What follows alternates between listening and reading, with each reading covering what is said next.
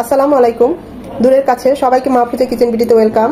আজ সিম আলু দিয়ে পাবদা মাছ রান্না করব, একদম ঘরোয়া মশলা দিয়ে, খুবই ছটপটে, খুবই সাধারণভাবে।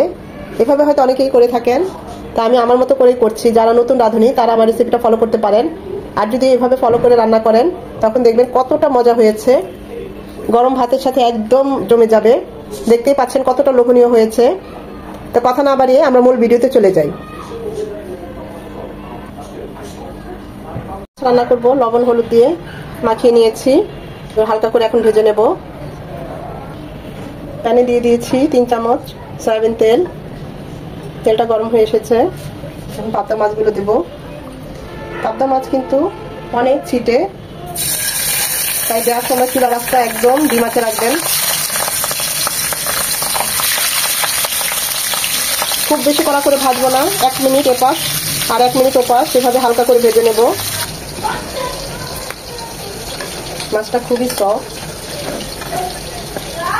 এরকম হালকা করে পেটটাও ভেজে নেব।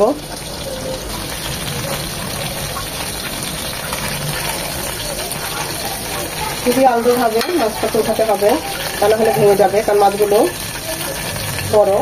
বাকি মাছগুলো ভেজে নেব। মাছগুলো ভাজা হয়ে গিয়েছে। এখন মাছ রান্না করার জন্য একটা প্যান বসিয়েছি। মাছ ভেজে যে তেলটা ছিল সেই তেলটাই দিয়ে দিচ্ছি, কারণ রান্নার কোনো কিছুই অপচয় করা উচিত না। তেলটা গরম হয়ে এসেছে, দিয়ে দিচ্ছি 1 চামচ পেঁয়াজ কুচি। এখানে পেঁয়াজ অল্পই যাবে, পেঁয়াজটা নরম হবে। পেঁয়াজটা নরম হয়ে এসেছে, এখন এখানে দিয়ে দিব 1 চামচ আদা রসুন বাটা। এটাকে এখন ভেজে নেব, যেন আদা ঝাঁঝালো গন্ধটা চলে যায়। আদাটাকে 1 মিনিট ভেজে নেওয়ার পর দিয়ে দেবো 1 চামচ মরিচ গুঁড়ো, 1 চামচ হলুদ গুঁড়ো, কুচু করে 1 চামচ ভাজা জিরে গুঁড়ো। পানি দিয়ে মশলাগুলো কষিয়ে নেব।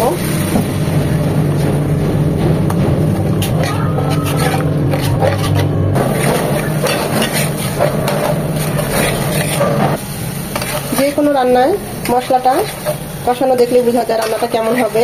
মশলাটা খুব ভালোভাবে কষিয়ে নিতে হবে, এখানে তাড়াহুড়ো করলে চলবে না।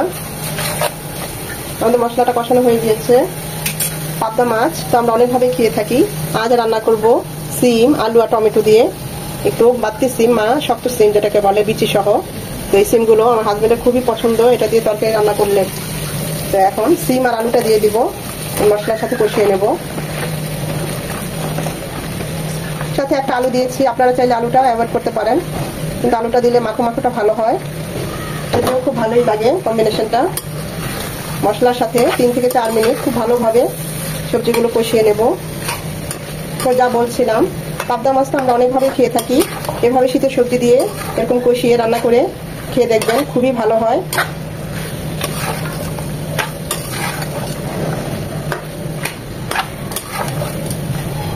এটা কষবে 3-4 মিনিট।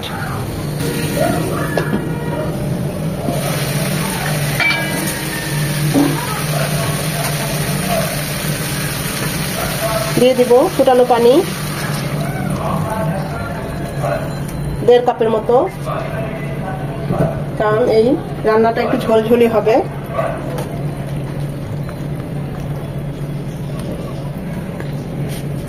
এটা ফুটে আসা পর্যন্ত অপেক্ষা করব। পানিটা ফুটে এসেছে। এখন এই পর্যায়ে আমরা যে মাছগুলো, পাবদা মাছগুলো ভেজে নিয়েছি সেগুলো দিয়ে দেব।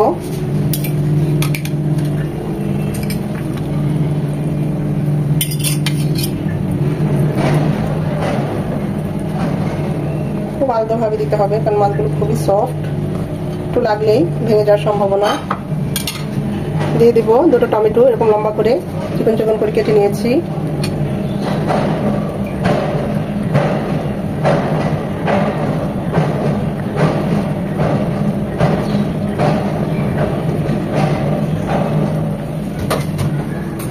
মাছ ভাজার সময় লবণ দিয়ে ভেজেছি, তাই লবণটা বুঝে দিতে হবে।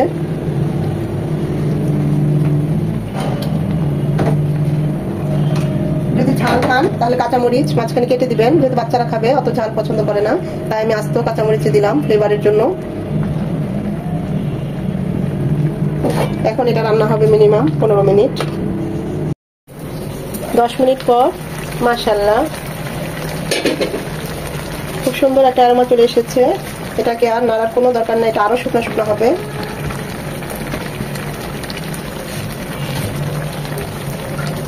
আরো 4-5 মিনিট হবে। আমি টেস্ট করেছি, সব ঠিক আছে। এই মাখো মাখো ঝোলটা আমি রাখবো গরম ভাতের সাথে, খুব ভালো লাগবে। নামানোর আগে দিয়ে দেবো ধনেপাতা কুচি। আপনারা চাইলে আরেকটু ঝোল ঝোল রাখতে পারেন, সেটাও খুবই ভালো হয়। আমি এখন চুলাটা অফ করে দেবো। দেখতেই পাচ্ছেন কতটা লোভনীয় হয়েছে, কতটা ঝটপটে এবং খুবই সিম্পল, কিন্তু খেতে অসাধারণ হয় এভাবে সিম আলু দিয়ে পাবদা মাছ রান্না করলে। এভাবে যদি রান্না করেন কমেন্ট করে জানাবেন কেমন হয়েছে।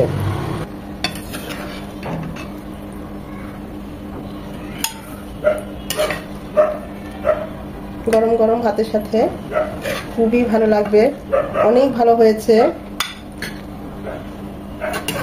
কতটা ভালো হয়েছে বুঝাতে পারবো না। এভাবে করতে হবে, করে খেয়ে আমাকে কমেন্ট করে জানাবেন কেমন হয়েছে।